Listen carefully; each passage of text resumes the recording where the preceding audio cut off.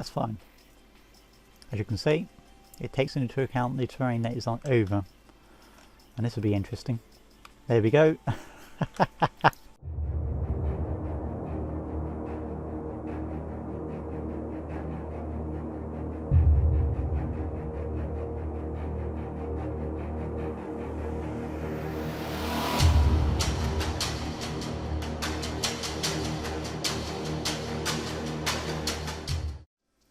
Hey guys, this is TGStudios in Roblox Studio.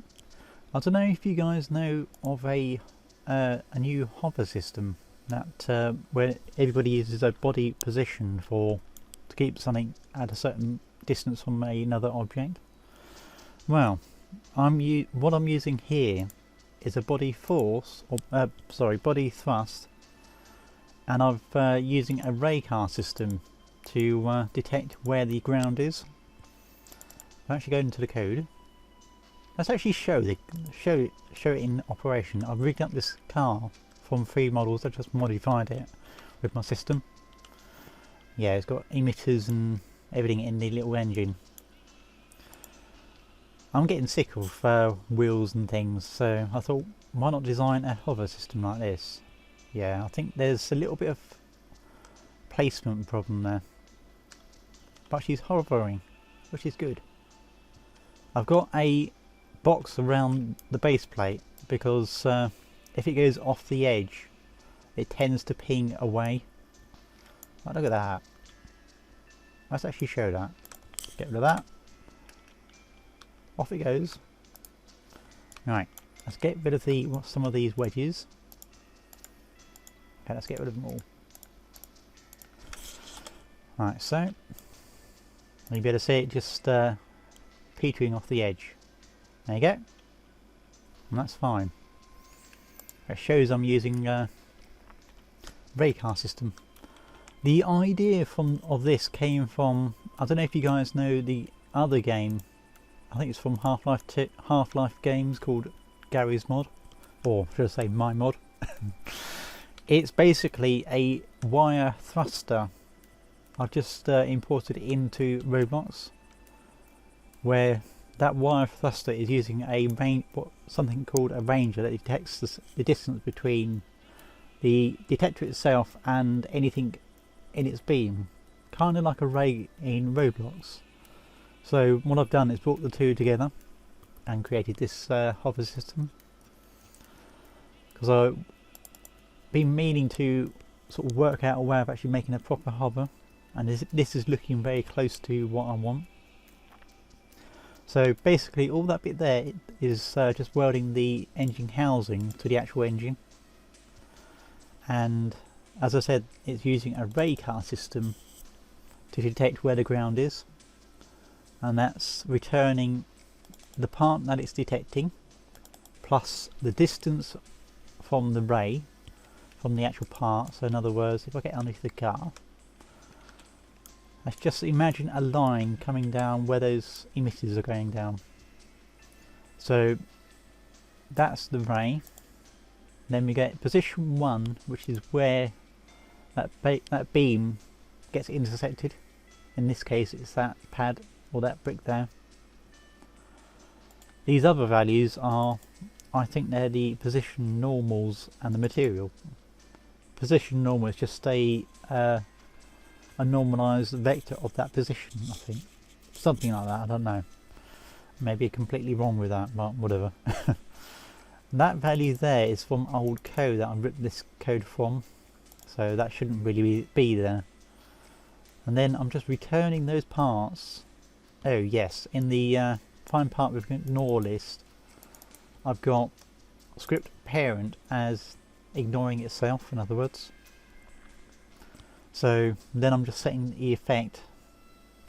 So like if it's at 100% power, let's actually show one of these engines. Let's delete the rest. I'll be able to show you one engine working. Let's actually copy, move this over here, paste. Okay, you're going to go over there, are you? Right, let's put this over here. Let's remove the other ones that we do not need. Let's do front left. Right. Let's position this just slightly off the ground. Hopefully this will work. Right, here we go. Ah, yes, because I've anchored it. Yep, there we go. Right. Let's actually unanchor that. Let's see what it does. It glitches out. Lovely. Yeah, they're a bit glitchy at the moment. So I think I'll do that. Yeah, because it's really, really new code.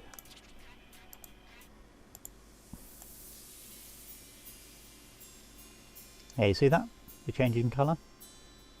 As it's getting close to the base plate. So that's basically what that little function does. It just changes the effect, which is I've got all the colours up here. Then what I'm doing is, after that, I'm working out the actual equation from Gary's mod, which is that there. It took a while to work out what exactly that equation was going. If you bear with me just 2 secs, for me it'll probably be about 10 minutes or so, because I'm going to actually find the equation for it.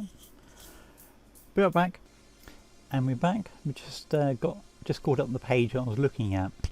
This is the actual code from the wire mod for Gary's mod. The code is as follows. The input is range, output is thrust to a wire thruster. Or I should say, there you go. Let's see if we can actually see one of the thrusters on there. Yeah, there's a little thruster on the plate there. And that beam is the ranger. So, the code is as follows. That is the height that you can actually hover at. That is the distance from the ground. And this bit here is the difference between the first time round and the second time round, or the delta of the range. Basically, that is you take a record of what the distance is the first time, record that, and then when you come around for the second tick, it compares the two, and that's the delta, like the change between the two values. Like let's quickly do something. Let's say we've got a value of a equals 1, and we've got a for loop, which should say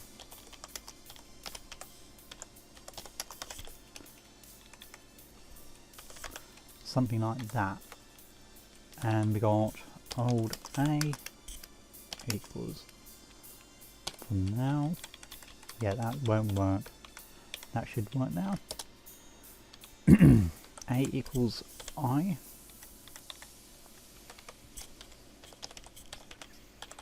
Hold A equals A.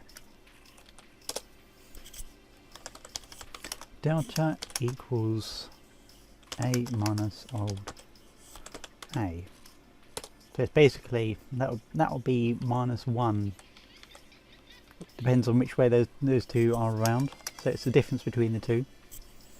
That would be equals 1 or -1. Let's have a look. Which way would that be? So that would be 1. So in that case it would be 1. So that's the delta. That's basically what that is there. And then that's the dampening of how fast you want it to go up and down. Like how much you want to equalise. Which is what I've got there. So basically we've got hover value, which is that. Then we've got the height, which is, why have I just got height there? Oh yes, that is the range for the ranger. And we've got the delta height, which is the difference between last tick and the previous tick, which is what's set there. Then it's times by the hovering dampening, whatever that is, which is in this case 6, times by the actual. This is where you would do, let's say in a normal weightless code where you do part get mass times 1, I think it's 196.2 or something like that. That's what you would set for the body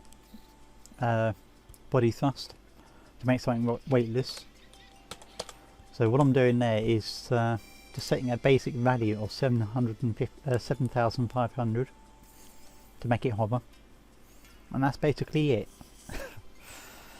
So what I'm hoping to do now, I hope I explained that quite well, is I'm hoping to eventually be able to make this into a driving system as well as a hovering system. So I don't know exactly how that's going to work. So I'll be able to detect if it's going sideways and sort of cancel that out, so it can only go forward and backwards. That's the next stage. I'm happy to get it this far. Just look at it hover. Yay! Let's actually change the hover height of that car. Let's say 8. There you go. It goes up to 8. So you can have an active hovering system if you wanted to. Let's change that to 900, 9,000. See if one can make it go funny. No, we're good.